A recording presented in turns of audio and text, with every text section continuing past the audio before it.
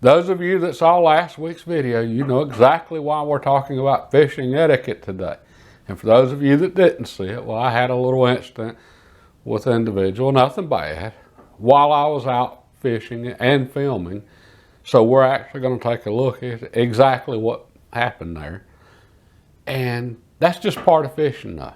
Having little run-ins with people, it's just part of it. So we're going to talk about fishing etiquette today to make sure we have it and how to deal with those that don't have it. And this is something that's not going to help you just in fishing. This is something that's going to help you in life. I was fishing my way to the back of a small cove off the main lake when another angler decided to join me, uninvited. And I'll be honest, my first thoughts were not very nice. And he came in on top of me. And not only did he come in on top of me, but he came in on top of me and cut me off. So before we go any further, let's just discuss basic, simple fishing etiquette. That way we're all on the same page here. Because a lot of you new anglers, you might not even realize any of this is an issue. And based on how a lot of you experienced anglers act out on the water, I'm going to assume y'all don't realize it's an issue either. If someone is fishing down a stretch of bank that you really, really want to fish bad, and you decide to just run in right in front of them, drop your trolling motor, and start fishing, that would be you showing a complete lack of common courtesy and respect for others. That's you putting your desire to catch a fish ahead of showing any decency as a person. All right, and it's extremely disrespectful, and by definition, that would make you a jerk. Seriously. All right, well, that's what cutting someone off is. Now, there are some things in fishing etiquette that we can't just know. Like, don't leave your headlights on at the boat ramp when it's still dark before daylight, because it blinds everybody else and they can't see to back their boats in. So if you leave your headlights on in the dark, you're effectively blocking off the entire ramp. But that's not intentional, and that's just one of those little things that we just all have to learn. But intentionally deciding to put your desire to catch a fish ahead of showing someone else just common courtesy, right, that's intentional there. And that's pretty bad. Okay. Now, fishing brush pile, if there's a brush pile, or fishing the back of a little small pocket, if someone's already there fishing it and you really want to fish it bad, so you just pull in and start casting where they're casting, that's also rude. Again, it's you putting your desire to catch a fish ahead of showing someone else common courtesy, which is what the guy did to me. Now, there are some gray areas in this. For instance, if there's a really long stretch of bank, I mean a long stretch, how far down do you need to go before you pull in and start fishing ahead of someone else? I mean, if you're 1,000 yards down or whatever.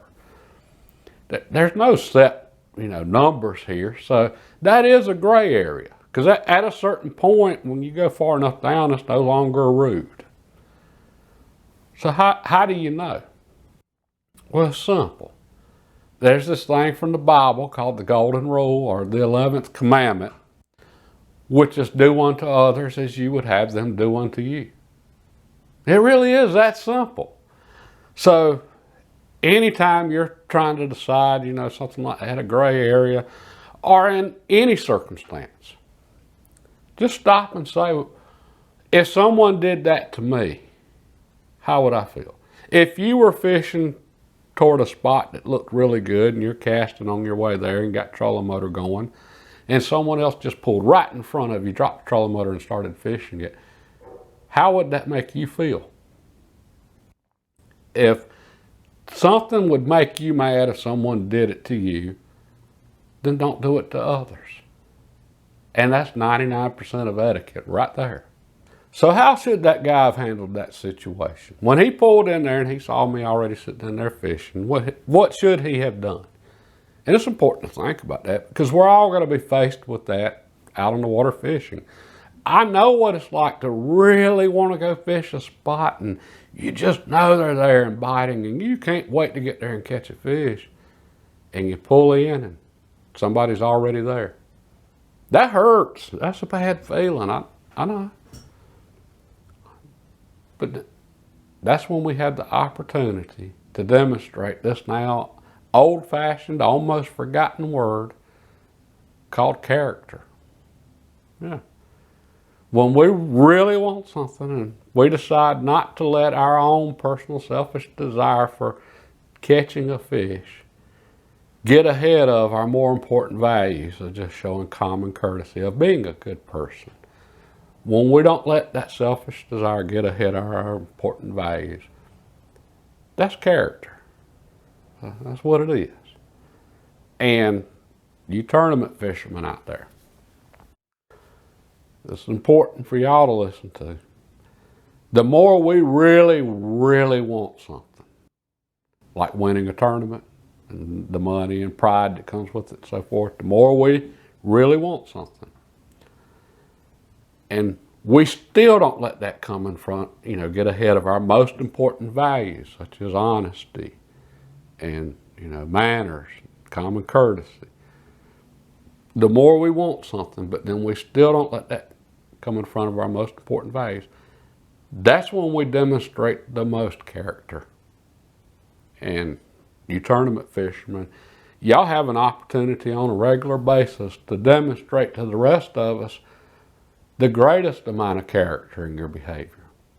Y'all have an opportunity to be examples for the rest of us. Unfortunately, many of you fail miserably at that. And that's why a lot of other fishermen we really don't care for y'all. Y'all demonstrate a lack of character on a regular basis. And I know it's not all of you, but just keep in mind, every one of you that's in a tournament, you have an opportunity, to demonstrate character to not only the people that aren't in the tournament, but to those that are in the tournament. You have an opportunity to influence them with your actions and behavior while you're fishing. Y'all keep that in mind. Okay, now, with character, that's something that almost all of us, we don't start out with character. That's something we have to learn when we learn it from others. That's why I mentioned that about, being examples. We've all had examples in our life, hopefully growing up. Hopefully we learned this when we were young, but we've also all done things that we look back on and we weren't proud of it. We had our character tested and we failed miserably. We've all done it, be it being dishonest, rude, whatever, and we've all looked back and said, yeah, I just had my character tested and I came up short and I'm not proud of it and I'm going to do better in the future. And then the next time our character's tested, hopefully we do better. And over time, eventually, most of us do. It's how we develop character. Okay, now what we have to be careful of in fishing is this thing called ideolatry. That's in the Bible too. And that's where we become so focused on something that we let that get ahead of our values. We let that get ahead of being honest. We let that get ahead of, us just wanting to be a good person. All right, the momentary thrill of catching a fish, and it is fun. We can't get so fixated on that we let that get ahead of everything else, our values. And here's the thing. It doesn't matter how many fish you do or don't catch in a day. The only thing that really matters is at the end of a long day, when you look in the mirror, you're proud of the person you see there looking back at you. Okay, so that's character. Now, how do we deal with people that are completely lacking in it? How do we deal with jerks out on the water? Well, let's watch the rest of this clip and see. Out of curiosity, if you don't mind me asking, where are you from? Right here. Right here? I did want to mention, I thought that was kind of rude you coming in here on top of me like you did. Oh, I did play rude, didn't I? You did, but that's kind of rude. Okay. That's why I was asking where you were from. I wasn't expecting that from somebody around here. Well, I'm feel like that. I guess I fished so many places. As long as you give somebody plenty of room, usually there's not a problem. But really, if you feel that way, say something when I first come in and I'll leave. And I was trying not to be a smart aleck about it. Well, I mean, if you feel that way, that's the way you feel. I didn't see a problem with it, but if you did, I'd have left. And I think that might be where you're used to fishing. The crowded lakes, you have to. Yeah. But on days like this, I mean, it's not like you were in a tournament. I know. So, Like I said, if it happens again, just say something. I'll be out of here in just a second. I'll go ahead and take the time. I just wanted to fish this little area right here, and that's what I was just kind of working my way back toward. That's where they should be. Yeah, I've already I'm caught. going to jump over here to the next boat. I'm just hitting these little sandals that look good. And that's what I've been fishing, just a little bit. Had a few stripes, nothing this size, but there's a good one in here. Alright, sorry to upset you. Take care. You didn't upset me. I just thought I needed to say something because there just don't seem to be a lot of etiquette on the water these days. If nobody ever says anything, nobody ever knows. Yeah. You have a good day. I let the guy know he was being rude. And his very first response, and what he stuck with the whole time, if you couldn't hear it, was, I gave you plenty of room. So in his mind, he had already justified his actions there with, he gave me plenty of room.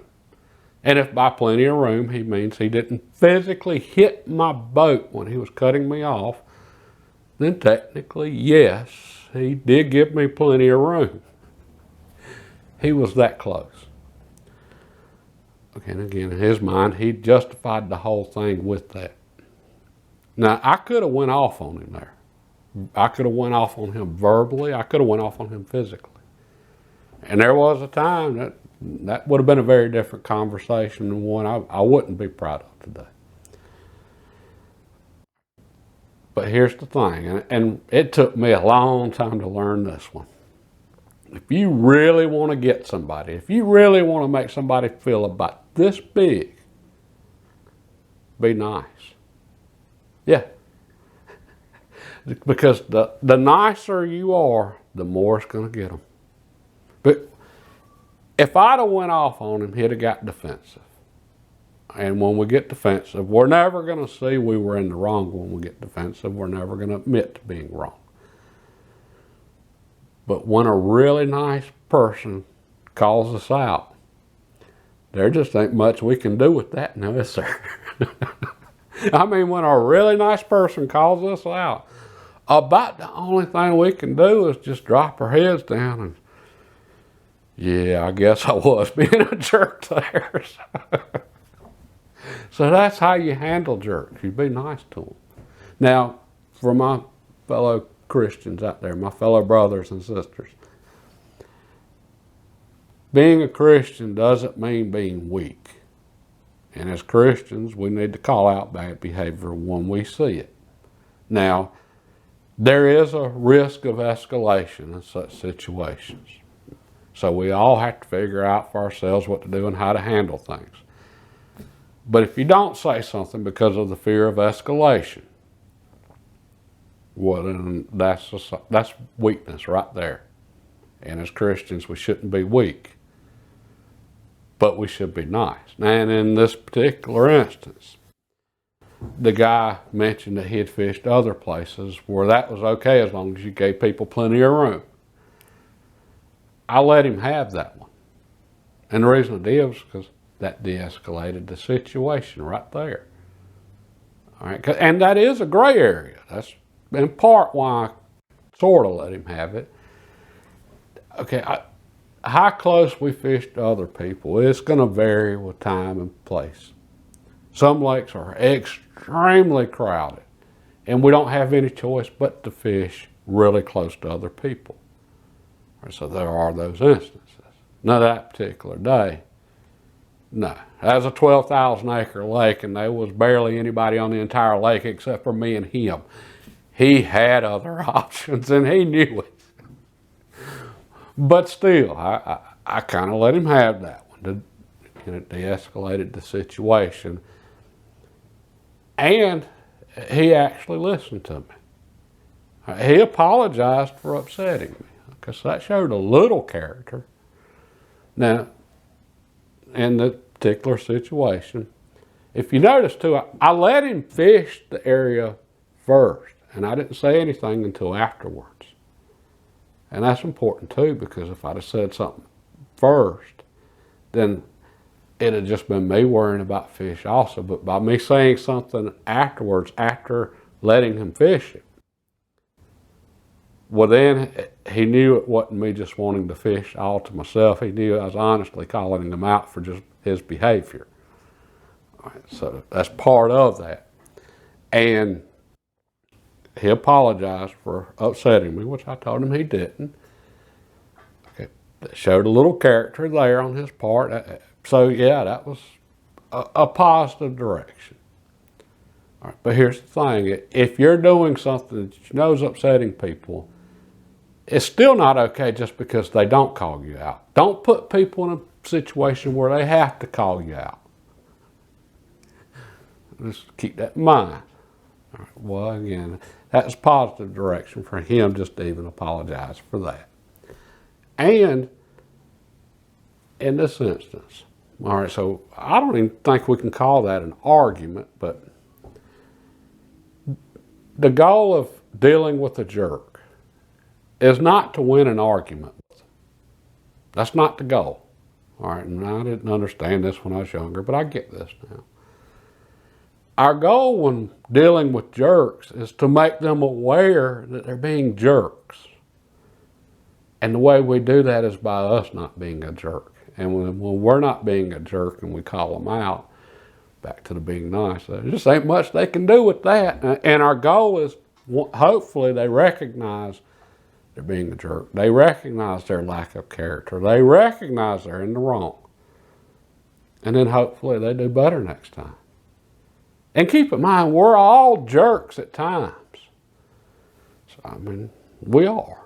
Okay, what's the line from the Lord's Prayer? Forgive our trespasses as we forgive those that trespass against us. So, keep that in mind. And our goal is to make them aware of that. And then hopefully they do better next time. And then they demonstrate some character when they're dealing with other people out on the lake. And then those people learn from that, and so on and so forth. And before you know it, everybody on the lake's demonstrating some character. And when everybody starts showing some character, well, that just makes life nice for everybody. So that's my thought on fishing and etiquette, for whatever it's worth. And I apologize for not going into more detail in last week's video as far as what I was using and trying and so forth. That's what got wiped out with the audio. But anyway, real quick for those of you that are interested, I was throwing a bomber longay that I actually added lead tape to make it suspend. And suspending jerkbait, that's just a really effective tool for this time of year in colder water temperatures, wintertime. Especially if you've got some color to the water, muddy water or water with some color to it, the fish are there's gonna be shallow fish even if it's cold. So that suspended jerkbait, main lake points, that is a really effective tool this time of year. And something else, keep in mind, there's some really good suspending jerkbaits that you can buy now. In the past, we didn't have many options because jerkbaits, any lure, if you're going to make it suspend, so it just absolutely sits there in the water column, water density changes with temperature. So as the water warms up, you don't need as much weight to make a lure sink or suspend. As the water gets colder, you need more weight to make it suspend. And these here, I set these up so that they will perfectly suspend in about 48 degree water. Water temperature that day was 50.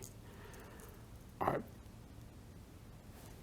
That was fine for these, you know, a couple of degree difference, that's no issue. If the water had been a lot warmer, this would have actually sunk. If the water had been a lot colder, it actually would have floated up. Okay, so that's the advantage of weighting them yourself.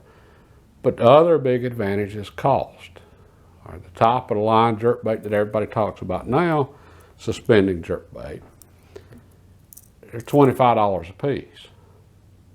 All right, I got 25 jerkbaits here.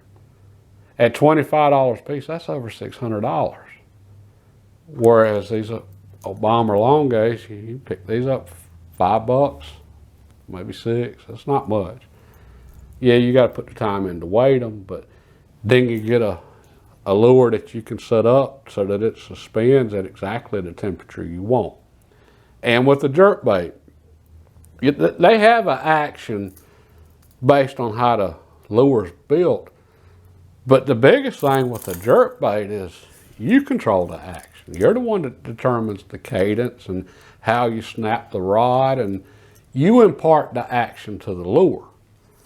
So you don't have to have a $25 jerkbait to have a good action with the jerkbait. And being able to get these at $5 a piece versus $25 a piece, I can get a lot larger color selection and size selection. I've got some smaller long gauge also. So that's just something to keep in mind. And it just comes down to, do you have more time than money, or do you have more money than time? If you've got more money than time, go buy the one from the store that suspends no matter what it costs. If you've got more time than money, this is a great option for you. So that's what I was doing, just hitting a few main lake points and then trying some shallow water in the back of a cove and just trying different areas, see if I could figure out something with the fish. So, okay.